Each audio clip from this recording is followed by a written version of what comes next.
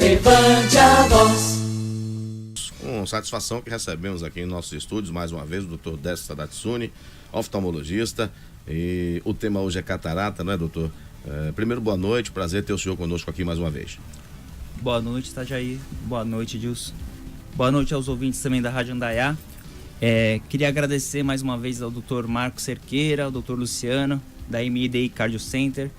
E hoje vamos falar um pouquinho sobre a catarata, que é um tema importante, relevante dentro da oftalmologia, que às vezes muitos pacientes nem sabem que possuem. Agora, Itália, só rapidinho, já que pois falou não. do doutor Marcos, aproveitar aqui, né? Ontem foi o dia do cardiologista. Sim, né? é verdade. Aproveitar e mandar um abraço aí pro doutor Marcos Cerqueira, também a doutora Tatiane, né? Que atendem lá no IMDI Cardio Center, e aos demais cardiologistas santo-antonienses, né? E também de toda a nossa região, deixar aquele abraço também aqui pela passagem do seu dia, comemorado ontem, mas eles que estão no dia a dia e atendendo bem a população. Muito bem, doutor, começando o nosso Mais Saúde, não é? Primeiro, gostaria que o senhor explicasse para os nossos ouvintes que ainda não sabem ou não conhecem esse problema com os olhos, o que é a catarata, quais são os sintomas? Então, antes de explicar a catarata, eu gostaria de explicar um pouquinho da anatomia para o ouvinte entender onde é que fica a catarata dentro do olho. Pois não.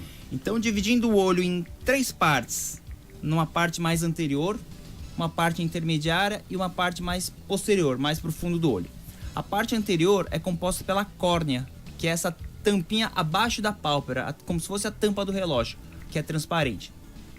Na parte intermediária a gente tem a íris, que é a parte colorida do olho, e o cristalino, onde a opacificação do cristalino, que é a catarata. E no fundo do olho a gente tem a retina e o nervo óptico.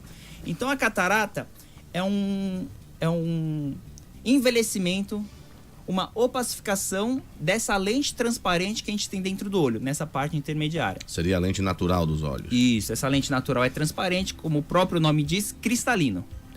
E esse cristalino opacificado leva à catarata. Bem, e quando é que a pessoa percebe que está com um problema como esse? Os sintomas clínicos da catarata é o embaçamento, uma perda de visão eventual e gradativa, uma distorção de cores, uma perda da definição da imagem é o sintoma da catarata. Edilson. Agora, doutor, isso a partir de que idade ou independe de idade a catarata pode surgir mesmo com pessoas de pouca idade?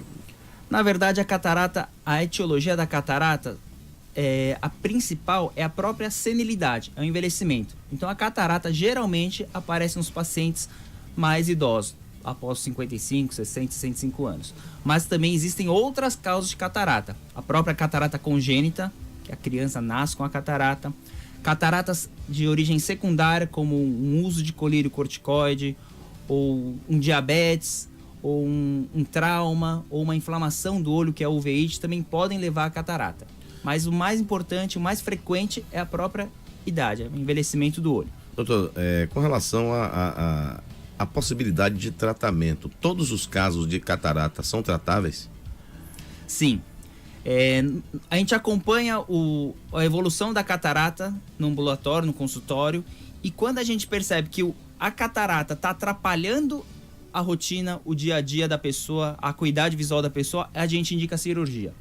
Inicialmente a gente tenta manter o uso do óculos para melhorar essa visão. A hora que o óculos não resolve mais, aí sim a gente indica a cirurgia, a retirada da catarata. Como é que é esse procedimento cirúrgico? Ele é dolorido, ele é demorado, requer um repouso muito grande? O que é que o senhor pode falar sobre isso? Na verdade, a cirurgia da catarata não é um procedimento tão demorado assim. Depende muito de cada olho, da anatomia de cada olho, da complicação de cada paciente. Mas é um procedimento mais simples, onde é retirado esse cristalino opacificado, que é a catarata, e implantado uma lente dentro do olho. Geralmente, pacientes operam e já vão embora para casa, alta hospitalar no mesmo dia. E o pós-operatório, o paciente usa os colírios anti-inflamatórios, antibiótico, e é necessário um repouso do paciente. Existe alguma circunstância que possa impedir o indivíduo de passar por essa cirurgia? Dependendo de uma avaliação pré-operatória do cardiologista, uma avaliação do paciente, ver se o paciente pode ou não ser submetido. Às vezes a gente contraindica a cirurgia de catarata. A gente pode contraindicar sim. Agora, doutor, há uma regra geral, todo mundo um dia vai ter problema com catarata ou tem aquelas pessoas que são imunes ao problema? Na verdade, a catarata é um próprio envelhecimento do corpo. Então, até eu exemplifico para os pacientes. Todo mundo vai ter cabelo branco um dia, todo mundo vai ter ruga um dia e todo mundo vai ter catarata. Todo mundo vai precisar operar? Não. Algumas pessoas sim, outras não. Outras vão continuar permanecer com a catarata, mas apresentar uma visão satisfatória e boa. Agora, quais os cuidados que se deve ter para que se evite chegar ao ponto cirúrgico? Na verdade, o acompanhamento anual é importante para a gente avaliar e sempre classificar essa catarata.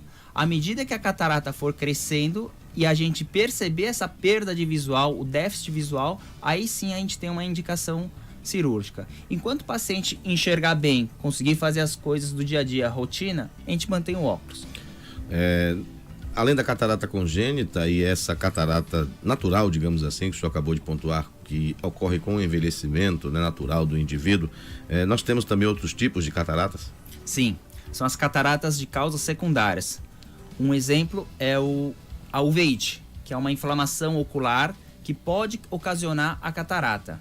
Então o paciente apresenta uma inflamação no olho crônica e com o tempo esse cristalino, pela própria inflamação, pode começar a se opacificar.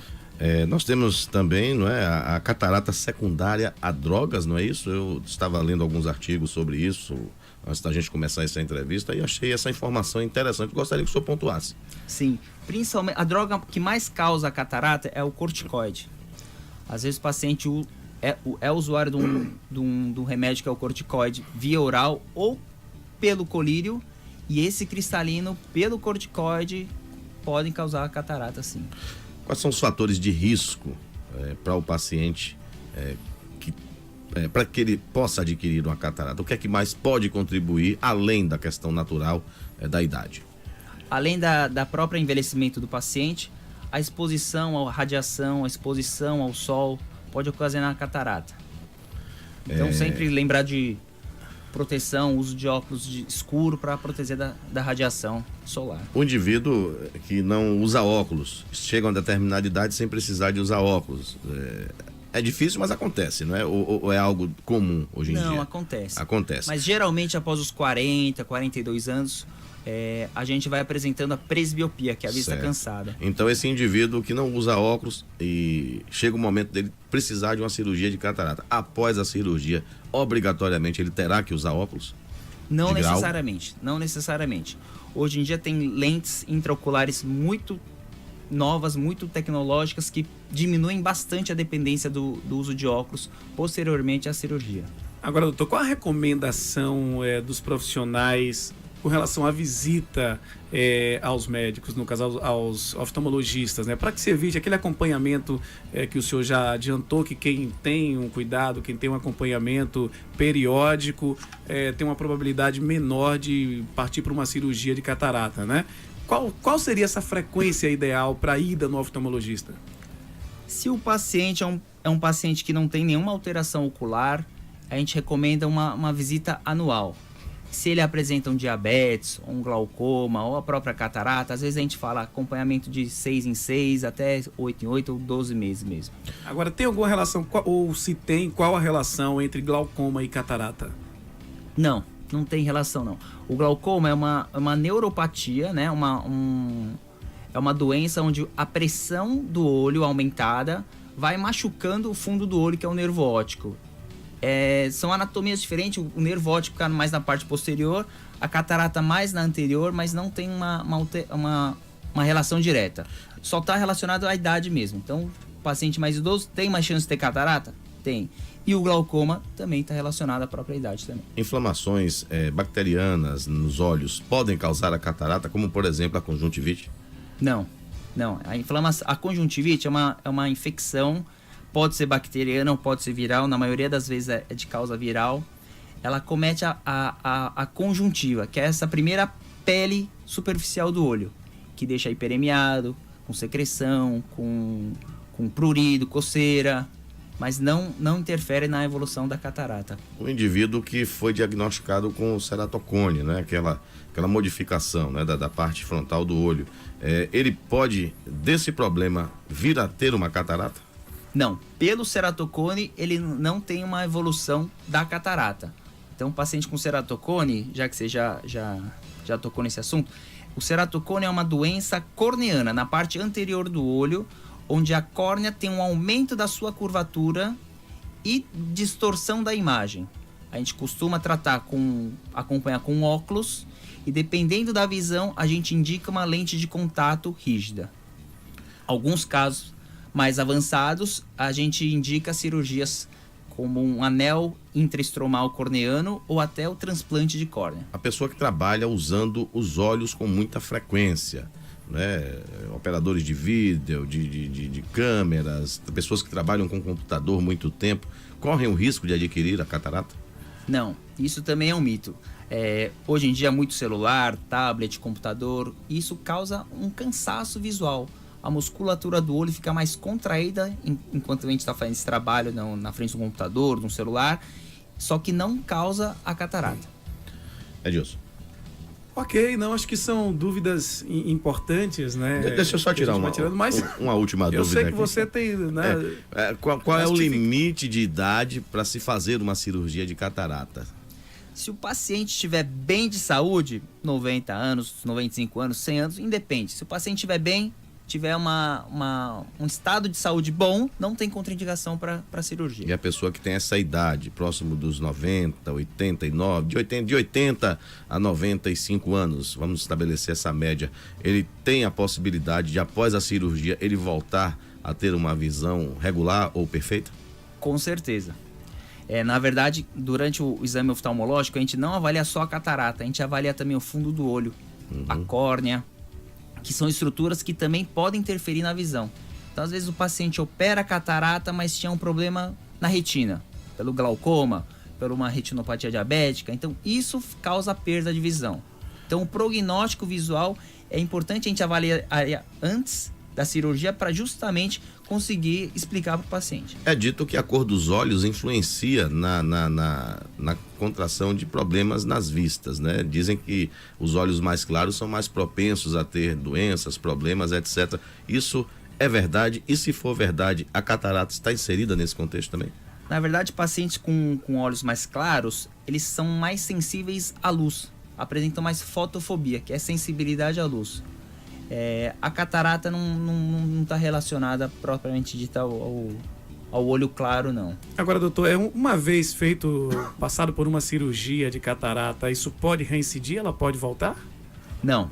Operou a catarata, está resolvido. Retirou a catarata, a gente implanta uma lente. O que pode acontecer, que às vezes o paciente confunde com o retorno da catarata, é que essa lente pode apresentar uma opacificação, que às vezes a gente consegue corrigir com um laser. A gente faz um laser nessa película que fica atrás da lente e conseguimos melhorar esse embaçamento visual. Mas esse embaçamento nessa lente artificial que foi colocada, isso ocorre por má qualidade do produto ou uso inadequado, cuidado inadequado por parte do paciente, por exemplo?